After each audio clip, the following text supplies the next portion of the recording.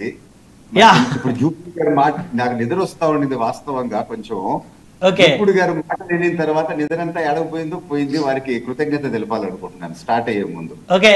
కానీ జూపూడి గారు మాత్రము జగన్మోహన్ రెడ్డి గారిని కించపరిచే విధంగా మాట్లాడాడు. దానికి నేను కొంచెం చింతిస్తున్నాను.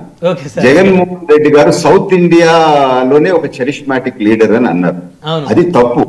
సౌత్ ఇండియా కాదు, ఈస్ట్ వెస్ట్ నార్త్ మొత్తం యావత్ భారతదేశానికి అంతానే చరిష్మాటిక్ లీడర్.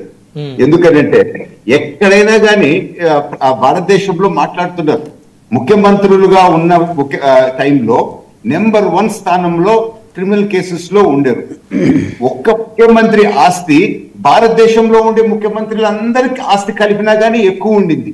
సో ఎక్కడి నుంచి వచ్చింది ఇది అని చెప్పి భారతదేశం అంతా మనుషులు మాట్లాడుతూ ఉండరు.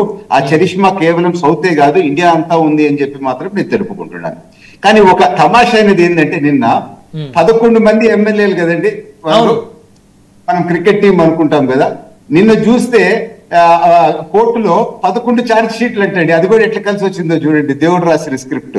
ఏం చేస్తారు మీ కూటమి వాళ్ళతోటి వాళ్ళు విమర్శలు పట్టడం కోసం ఆ విధంగా 11 ఛార్జ్ షీట్లు వేశారు, హేళన చేయడం కోసం. మీరు నేను వన్ బై వన్ ఇప్పుడు జూపూడి గారు మీకు నోట్ చేసుకోండి అన్నారు కదా, అది నేను కూడా నోట్ చేసుకున్నానండి అన్ని పాయింట్లు. సో ఒక్కొక్కటి చెప్పుకుంటూ వస్తాం. జూపూడి గారిని ఎమ్మెల్యే, ఒక పులివెందుల ఎమ్మెల్యేని పట్టుకొని మాట్లాడితే ప్రతిపక్ష నాయకుడు అని చెప్పి వైసీపీ వాళ్ళు అంటాం ఎంతవరకు కరెక్ట్? ప్రజలు నవ్వుకుంటున్నారు. మేము ఇవ్వని ప్రతిపక్ష స్థానము ఎట్లా వాళ్ళు ఇచ్చుకుంటున్నారు అని. సరే, వాళ్ళకి వదిలిపెట్టేస్తాం.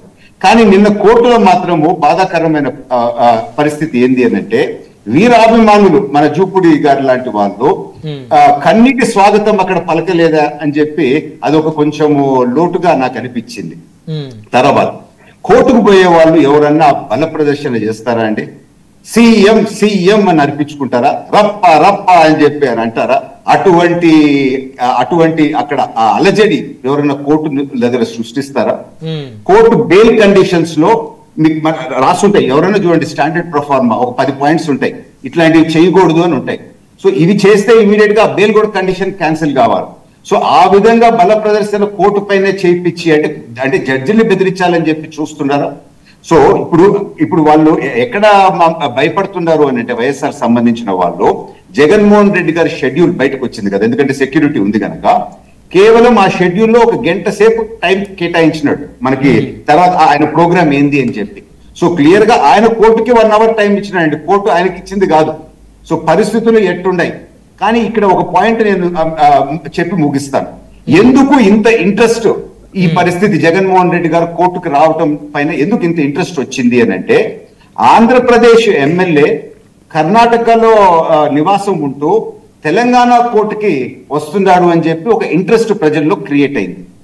12 సంవత్సరాల క్రితం బెయిల్ వచ్చి కనీసము ఆ కేసుల సంగతి పట్టించుకోకుండా 6 సంవత్సరాలు కనీసం కోర్టులో అడుగు కూడా పెట్టకుండా ఎట్ట మేనేజ్ చేశారా అని ఒక ప్రజల్లో ఒక క్యూరియాసిటీ ఉంది.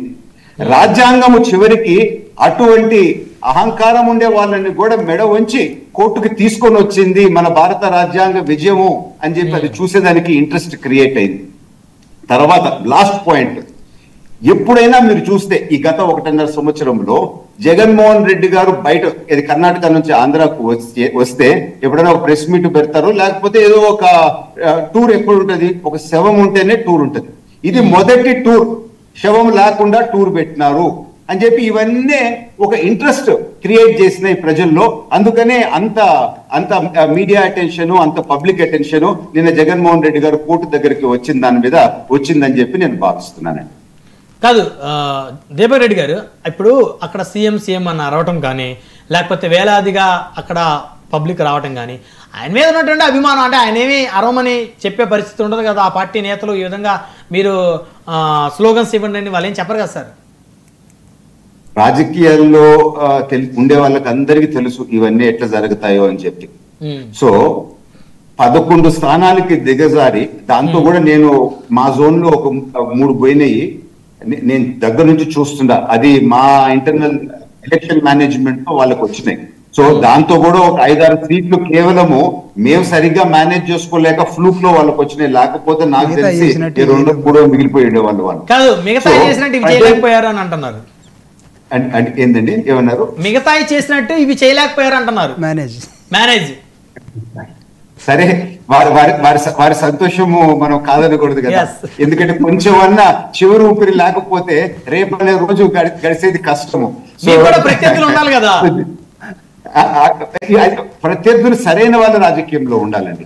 కానీ ఇటువంటి పార్టీ ప్రత్యర్థులుగా ఉండకూడదు అని చెప్పి ప్రజలు నిర్ణయించినారు. ఎందుకనంటే ఒకటి గతంలో జగన్మోహన్ రెడ్డి గారు ఎలక్షన్స్ లో పోయినప్పుడు 2019 ఎలక్షన్స్ లో ప్రతి ఊరు తిరిగి ఒక నమ్మకం కుదిరించి ఒక ఛాన్స్ అని చెప్పి ముద్దులు పెట్టి నేనున్నాను మీకు, నేను వింటాను అని చెప్పి అధికారంలోకి వచ్చి ఎవరికన్నా ఒక్క ముద్దు 5 సంవత్సరాల్లో పెట్టినారా? మీకేమన్నా తెలుసా బ్రహ్మనాయుడు గారు? నాకైతే తెలీదు. ఏమన్నా జూపుడు గారికి ఏమన్నా ముద్దు పెట్టినారో నాకు తెలీదు. వారు ఏమైనా క్లారిఫై చేయగలుగుతారో లేకపోతే ఇంకెవరికైనా పెట్టినట్టు కనీసము వారి ఆఫీస్ నుంచి ఇంటి నుంచి సెక్రటేరియట్కి పోయే మధ్యలో ఆ రైతులు ధర్నా చేస్తుంటే ఒక్కసారి ఏమని కూడా పలకరించలేదండి. అమరావతి రైతులు కనీసం ఏమని కూడా అడగలేదు. 4 సంవత్సరాల్లో ఇంతకన్నా అహంకారం ఏమన్నా ఉంటుందా? నువ్వు పని చేయకపో, ఏందయ్యా మీ బాధ అని ఒక మాట అడగలనా లేదా? సో ఆంధ్ర రాష్ట్రాన్ని పూర్తిగా నాశనం చేసి అప్పుల్లోకి నెట్టేసి దాదాపు వచ్చిన మొదటి 1-2 నెలల్లోనే 2 లక్షల కోట్లు పైగా పెట్టుబడులు ఆ రోజు తరిమేసి ఈ రోజు పెట్టుబడులు తేవాలంటే సర్వరాత్రులు పగలు ముఖ్యమంత్రి గారు, లోకేష్ గారు, ఈ ప్రభుత్వంలో ఉండే వాళ్ళందరూ పనిచేసి ఒక నమ్మకం కుదిరించేదానికి అంత కష్టపడాల్సి వస్తా ఉంది వీరు చేసిన తప్పుల వల్ల. సో ఇన్ షార్ట్ ఏంది అని అంటే ప్రజలు రియలైజ్ అయినారు, మనం ఒక్క ఛాన్స్ ఇచ్చి తప్పు చేసాము గతంలో. రాజకీయాల్లో ఇటువంటి వాళ్ళు, ఇటువంటి ఫ్యాక్షన్ మెంటాలిటీ ఉండేవాళ్ళు, ఇటువంటి దౌర్జన్య చేసే వాళ్ళు, ఒక సైకో మనస్తత్వం ఉండే వాళ్ళు రాజకీయాల్లో ఉండకూడదు. నిజమైన ప్రజా సేవ చేసే లాంటి నాయకులే రాజకీయాల్లో ఉండాలని చెప్పి ఆంధ్ర రాష్ట్ర ప్రజలు డిసైడ్ అయిపోయినారు. అందుకనే గౌరవ ముఖ్యమంత్రి గారు మాట్లాడినా, పవన్ కళ్యాణ్ గారు మాట్లాడినా 15 సంవత్సరాల ప్రభుత్వం ఇది అనేది దాని కొరకే. అంత అంత అంత అంత గట్టిగా ప్రజలు ఇంక వద్దు ఇది అని చెప్పి. సో మళ్ళా కొత్త ఆపోజిషన్ పార్టీ పుట్టి ఆ వాక్యూమ్ లో పెరిగేదాకా టైం పడుతుంది. అందుకనే ఒక క్లారిటీతో కూటమి ప్రభుత్వం ముందుకు పోతుందని చెప్పి మాత్రం నేను తెలుపుకుంటున్నాను. ఇందాకనే మీరు ముద్రగడ గారి గురించి ఒక పాయింట్ అదొకటి చెప్పి నేను